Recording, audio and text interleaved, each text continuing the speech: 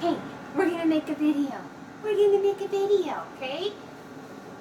Hi everybody, I am Jessica Allison, this is Claire, and today I am going to be talking about mastitis on dogs in demotion. And I'm currently fighting mastitis, and so I'm in bed, and lactation consultant said bed rest, so I'm doing the best I can to do that. Kind of a busy bee, and so being in bed is not the easiest thing for me to do. With mastitis, it's hard to know the difference between that and thrush sometimes. I've had thrush a few times, and it's really, really painful. It put me in tears every time I've had it. And the symptoms are fairly similar. There are some differences. So for me, about 5 days ago, when I started to get the symptoms, I thought I had thrush. I had some itching, I had some burning and pain. There was a clogged duct. I could feel a little knot in there.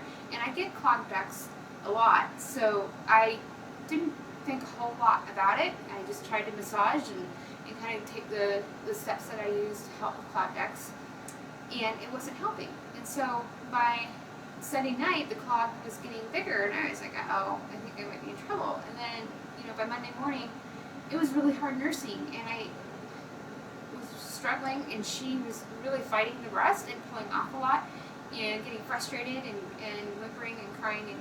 And so with mastitis, it can change the flavor of the milk. So it can make the milk a little bit salty or tasty for the baby. So they might fight the breast a little bit when you have mastitis. I started really looking at it and going, okay, this doesn't really feel like thrush. And it was only in one breast. So that was another indication that it probably wasn't thrush. My breast was red, and the clog has gone from just feeling like a marble to like this wedge shape that covered the whole top part of my breast, and it went through my nipple, and it hurts so bad. It's still very, very sore. I mean, like putting a shirt on or a bra, it was torture. And nursing her, she smacks a lot, and she likes to rub a lot, and so doing those things really, really hurt, and it was just unbearable. By Tuesday morning, I texted my lactation consultant and said, hey, I think I've got mastitis going on. I've been doing everything I can that I can think of to help this duct unclog, and it's just bigger and it's unbearable. Luckily, she was able to get me in. That was yesterday afternoon, and we decided to get me on some antibiotics, because the one thing with mastitis is that if it's going on for more than 24 to 48 hours, you really want to consider getting on some antibiotics, because it is a bacterial infection. Mastitis is caused by strains of either strep or staph. And you don't want to let that go on too long. It can abscess, you can get very sick, you can end up in the hospital. My mom, when she was nursing me, had mastitis, and she ended up in the hospital with it, and it really did damage our nursing relationship. She had a hard time nursing me after that, because she was hospitalized for a while, and there was things that came along with that were a struggle for her and for me. So you really don't want to put off treating mastitis if you have it. However, there are some things that you can try and do to prevent it and to treat it, regardless if you're taking antibiotics or not. That's your decision. Things that can cause mastitis to think about, though, when I start thinking what caused this for me, is that stress is a big factor in mastitis. One of the things that my lactation consultant told me yesterday was that she sees more moms with mastitis in the month of December than any other time during the year because of the holidays. Everybody's stressed out. You're usually working a lot. You're getting things together for dinners and parties and presents, and so moms get stressed out.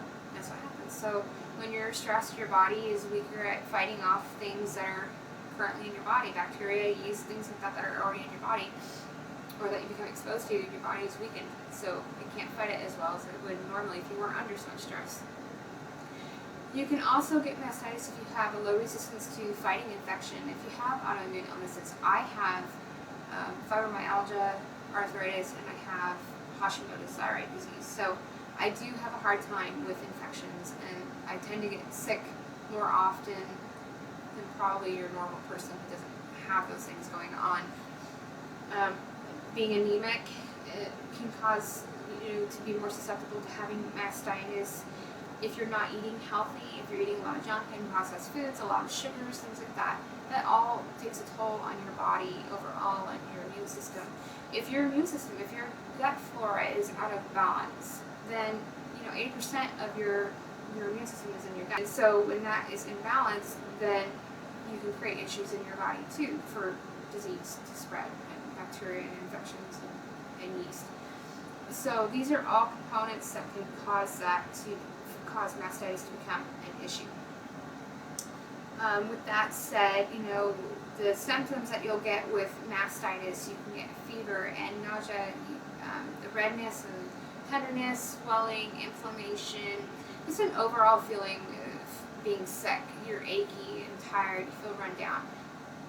What happens when you're stressed? You tend to feel run down and tired, right? So, and that's an opportune time for bacteria to invade and take over, and that's probably what happened with me. I have been under stress lately, but it's also to look at it in a certain way of how you're thinking. When you're a mom, you're usually busy taking care of everybody else and not yourself. So if you're busy being over-mothering and overprotecting and being busy and doing all these things and not taking care of yourself, you're not nourishing yourself. When you have mastitis, it's a way of your body telling you to calm down, to slow down. And so it's important to take that time for yourself to create a new thought pattern, to rest and to relax. And those new thought patterns being that you're enough, and that you're important, that you count, that you deserve to nourish yourself too, and to have love and joy about yourself, and to take care of you. I mean, you're a mom, so you're always going to be putting your kids first. I mean, most moms, that's what we're doing. We're always doting on our kids and taking care of them, making sure that they have everything that they need. But it's important to keep going. If you're going to keep going, you have to take care of yourself. Just reminding yourself, make it an affirmation. I am enough. I count. I'm important. I nourish myself. I treat myself with love and joy. Those are the things to think about, because you do count and you are enough.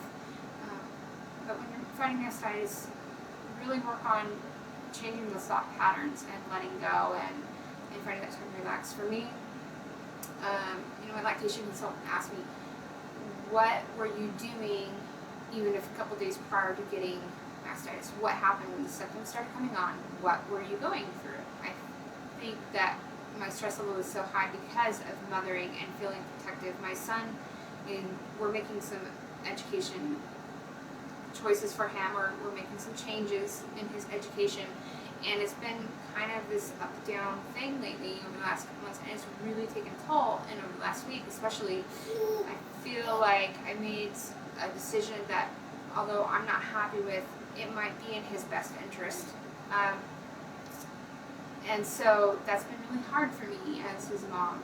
And, on top of that, I'm still dealing with all of my other nursing issues, low milk supply, that I'm constantly consumed with. And so I find that there is definitely a correlation between the stress and feeling protective of your children, maybe over-mothering, overburdening myself with lots of things to do, and not taking the time for myself and not taking the time to nourish myself the way I need to be. Those are things that you can look at for mastitis.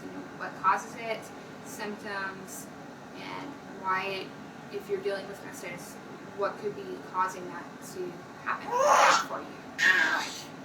I just want to say, with medications, if you're taking medications, or if you're going the natural route, is that they'll have risks. There's medications that are effective and safe while you're nursing, and there's natural remedies that are effective and safe while you're nursing. But they can also have risk.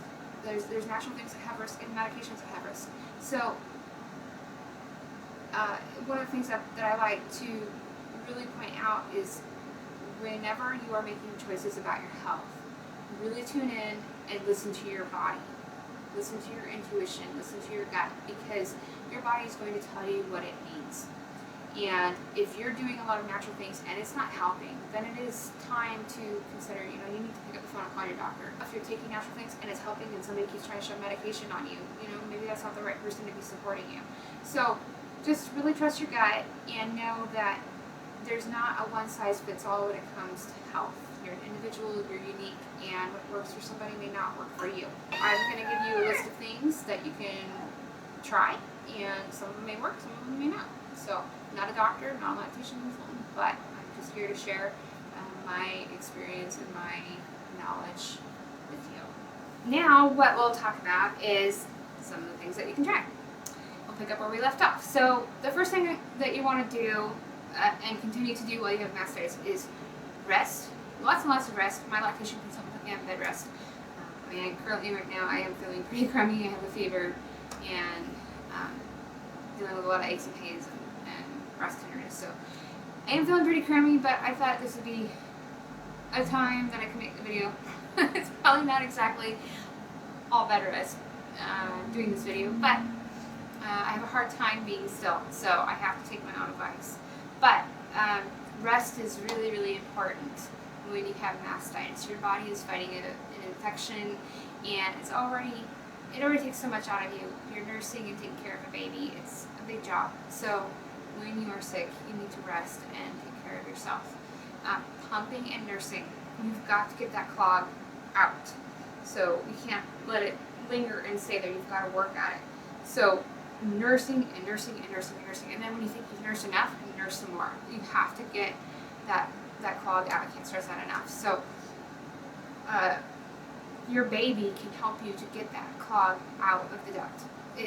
You can position their chin where the duct is clogged, and their chin and their movement of their mouth when they're nursing can help get that clog out and keep the milk flowing.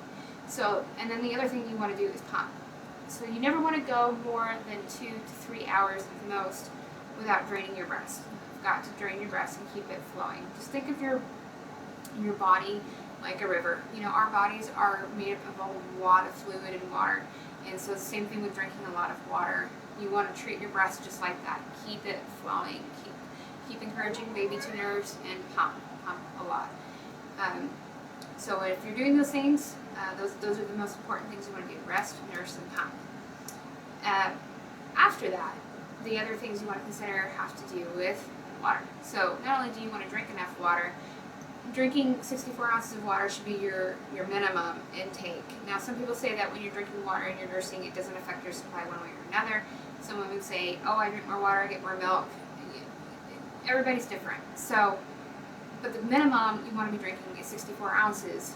A good rule of thumb is looking at your weight. If you taking half an ounce to an ounce per pound of body weight gives you a good idea of how much water you should be drinking. If you're sick, of course, you want to keep increasing your fluids. So if you're at a minimum of 64, you're going to increase that while you're sick. So drink lots of water and fluids. You don't want to drink a lot of sugary things. Sugar can definitely lead to yeast overgrowth, and your body is already pretty tired right now if you're fighting mastitis. So don't encourage any other things to start growing and changing and making you feel even worse and encouraging fresh. So stay away from the sugary stuff. Just, water, herbal teas. Make sure the herbs, of course, are safe while you're nursing. The next thing that you want to do with water, so showering. So showers, warm showers, if you have a shower head that you can change a setting on it and make it like a massage, then get that water coming down. Mine has a really cool jet stream that I can change it to. It's pretty powerful, so I can let it just kind of blast right down onto my breast, and then I can massage with my hands, or I can use a fine-tooth comb. So just, you're in the shower, you're just using the comb to kind of apply that pressure and that massage that you need to help encourage it to flow and to break up that clog. You can also use a comb. If you're not in the shower, you can get some coconut oil, put a drop or two of lavender, mix it up, massage it into your breast, and use a comb. Another thing that's really cool about massage is toothbrush. If you have an electric toothbrush, that'll get you. Just take an electric toothbrush, it'll spin and vibrate, and that can help too. A bath. So I have some salts over here. I didn't want to bring that big heavy bag over here on my bed, but I put it there so I wouldn't forget. But that is Dead Sea salt. Now Epsom salts, you get Epsom salt, that's okay, but don't get Epsom salts from China. A lot of them are more contaminated and have high levels of lead, so I don't suggest using Epsom salts if you can find some that are from America, great. But these are really, really great salts. I've been using these salts for years. I get them from a company, San Francisco Salt Company, and it's the Manera Dead Sea Salt. And I always get a huge bag like that. It lasts me a really long time. And I love it because they have really high mineral content in it, and it helps when you're in the bath, especially when you're sick and if you have a fever and you're taking a bath. It helps you just sweat and relax and pull those toxins out of your skin, which is your largest body organ. So, and then you get those minerals that are your body's soaking in, and that's just really beneficial to helping everything relax and move and flow. And you can massage while you're in the bath.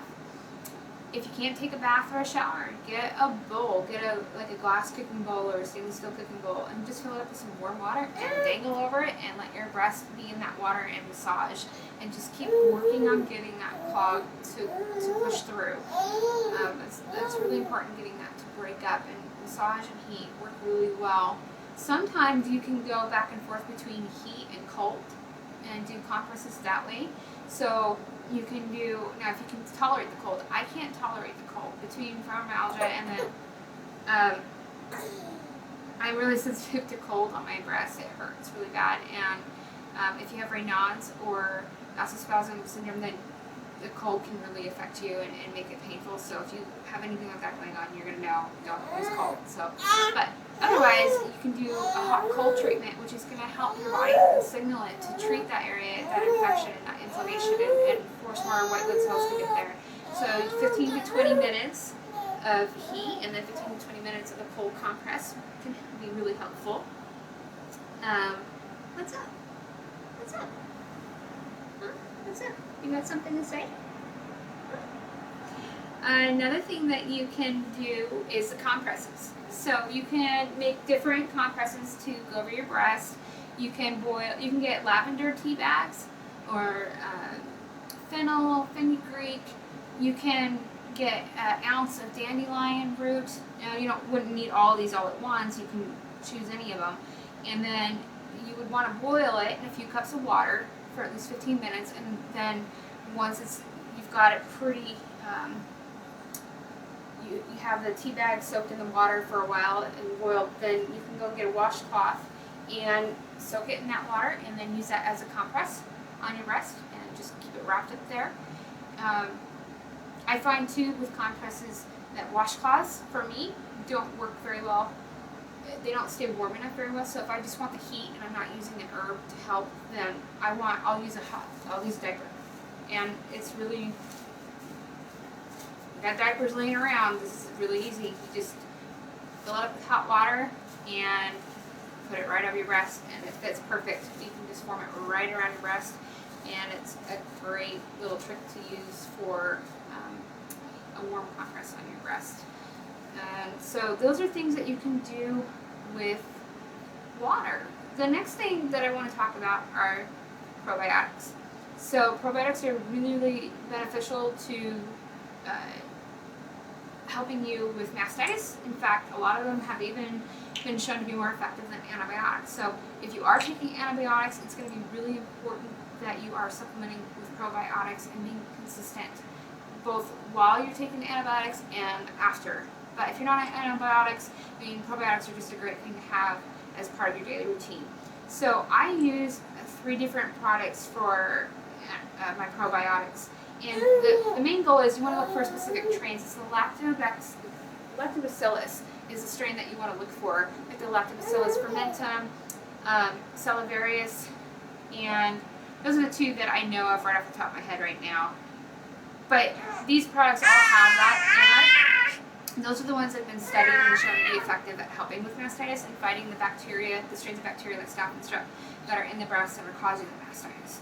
So this one that I take, this is Love Bug. It's a brand of probiotics, and it has 10 billion live cultures in it. And then this one here is the Garden of Life. This is another raw probiotic vaginal care. And this one is really good. This one has 38 probiotic strains, but it has the lactobacillus in it and those different strains of lactobacillus, so that's really important. And this one I find to be really helpful with thrush. So even though it says vaginal care on it, it's really great at helping fight the strains of bacteria that cause mastitis, but it also helps with fighting yeast. So if you have brushes, this is a great one to help with that. And then Floragen 3. So this one is another one. It's got lactobacillus acidophilus in it and some other ones. But I take all 3 of those. I just split them up during the day and take those. And you don't want to take your antibiotics and your probiotics at the same time. Obviously, the antibiotics will go off the probiotics. So take them a couple hours apart from each other. And then make sure you're really consistent. This one here with the love bug, you can take a couple a day. I'm taking a couple a day of these every day anyways. Right now I'm on antibiotics, which, speaking of antibiotics, I did end up needing to get on them. And this one is cephalexin, and that's the one I'm taking. I've never been on it before, but when I went to go get it filled, the pharmacist there said that this is a really common one for women who have mastitis, and that was like the first thing she asked me if I had mastitis. So that's what I'm taking there for that. Garlic is amazing for thrush and mastitis. So the medicinal properties of garlic, raw garlic, and it really needs to be raw, but Allison is the antibacterial property that is in garlic, and that will help to fight the bacteria in your breast, and it also will help if you have thrush. It'll help fight yeast. So garlic is great to have on hand. And the way you want to take it is, if you can take at least 3 cloves, more like 5 or more, but if you can at least get 3 in a day, just break them up, cut them up like pills, and you just swallow them whole, just raw. If you can chew them, great. Chew them up. That just helps to stimulate your digestion and break them down more and help your body to absorb them and assimilate them. But just take it like a pill, just swallow it with some water. If it's too strong, you can use a little bit of honey, but still watch your sugars. So the next thing that you want to do is make sure that you're taking enough vitamin C. I mean, we are talking about having an infection, and so vitamin C is important. And because it's an infection, you probably want to do some mega doses of vitamin C, but you want your vitamin C to come from a natural source. So I have a couple here. This one is a Garden of Life vitamin C, and it's a spray. Oh, what's going on? What's going on? Huh? What's happening? Yeah. Hi. I'm tired of Mom and talking. Yeah. So with the vitamin C, you want to make sure that you're getting about 3,000 to 5,000 milligrams of vitamin C every day. But you want it from a natural source. So like this one, it comes from different types of foods. And then this one is just a Vitacost brand. And I've been using this one for years. I've been with Vitacost for at least 7 or 8 years now. And I'm not affiliated with any of these products. It's just products that I've come across that I've used, some of them for a really long time. And this one has rose hips and lipid bioflavonoids in it. It's got acerola in it and some other things. So these are really good. And this one is great because 1 teaspoon is 1,000 milligrams. So it's really easy to get that 3,000 to 5,000 milligrams every day. This spray only has 60 milligrams. And if you were to look and find out how much vitamin C is actually recommended daily, it's like 60, 65 milligrams. That's crazy. I take more than that on a daily basis anyways. So, but this is just easy to keep around on hand, and it's a spray and it tastes good. They both taste pretty good. The next thing that I want to talk about is latch and positioning when you're nursing. So latch is really important because if your baby is not grinding your breast effectively, that can lead to mastitis as well. Clara has had issues with her latch since birth. And she's about 5 months old now, and we've had to see a physical therapist, and she helps a lot with training her jaw and her tongue to work to nurse more efficiently. We've gone a long time without a physical therapist session. Her mouth kind of is like a piston. It's kind of up and down or like gnawing on my nipple. It doesn't feel good. So if you're having a latch issue, definitely seek out some help from a lactation consultant or a physical therapist that's trained in helping breastfeeding mothers and babies. Positions, if you have a position that you're using really often, then maybe you want to try and switch it up. So if you do a lot of cross cradle hold, maybe try a football hold or a koala hold. There's one of the best things that you can do when you have a clogged duct, whether it's mastitis or not, is you can do dangle feeding. You just get on all fours, lean over your baby, and nurse that way. She cracks me up when I try to do that with dangle feeding. Most times she just looks at me like, "What are you doing, Mom?" And she wants to play. So it doesn't work so well for me, but when it's just a minor clogged duct, it tends to help. So I still do it. I still attempt it. But yep, you're just on your hands and knees, and you can be on the bed or the floor, wherever you're comfortable, and just dangle your breast right over your baby and let them nurse that way. And always remember to keep your nipple pointed towards the roof of their mouth and their chin directed at wherever you have the clog, because that'll help a lot to efficiently drain the breast and let gravity help when you're dangle feeding. So latching and your position when you're nursing, make sure that they've got a great position that helps them to nurse efficiently. Sometimes you get tired as a mom, and especially if you have a newborn, if you're not holding them in a correct position that helps them to latch on correctly, you're going to really damage your nipples, and then it can lead to things like fracture mastitis. So that's why I mentioned latch and position, because I have struggled with both of those over the last 5 months. So the next thing would be lecithin. That's a supplement that you can find probably on Vitacost 2 or online, and lecithin is found naturally in foods like soy and eggs. I don't recommend eating soy products. I feel like there's enough information out there that supports that it causes issues with hormones, but that's a whole other subject. You know, you can increase how many eggs you're eating in a day. Eggs are really healthy to be eating while you're nursing. Anyways, they're a source of protein and choline and lecithin. What lecithin does is an emulsifier, so it goes in there in the breast and it helps to kind of thin out that clog, because the milk can get really sticky, and when it's clogged up, that lecithin goes in there to thin it out. It's an emulsifier, so that's how that works. Another thing that helps with clogged ducts is pineapple juice. If you have thrush, you're going to want to stay away from all sugar, so you wouldn't want to drink pineapple juice. But with mastitis and clogged ducts in general, pineapple juice is really good. So if you can get it fresh and juice it yourself, you can go to the store and just pick up pineapple, great.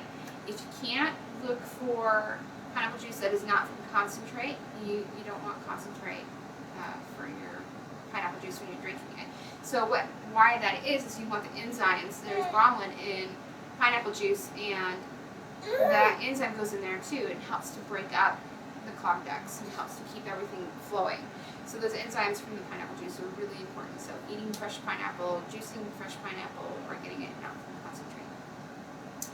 One of the last things I can think of to talk about is just pressure. So if you're wearing underwear or bras, let them go for a while. Keep them in the drawer, because you don't want any pressure on your breast. One, if you have mastitis, it's going to hurt anyways. You're not going to want that pressure there.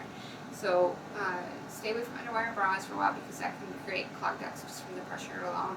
For me, right now, wearing a bra, any bra is too much. Clothes rubbing, it's pretty sore, it's pretty tender. So you're probably not going to want to wear an underwear and bra. On that note, I think I've covered everything that I wanted to talk about that I've been doing and that I've come across that's helpful. So if you've had mastitis and something has worked for you, you have a remedy that works, I would love to hear your story, share your experience, share your remedies. You can comment below on the video here, and you may have a solution that helps somebody that comes along and reads your comments. So please do feel free to leave a comment. Thank you for watching and listening to me ramble a little bit. I appreciate you being here and tuning into my channel.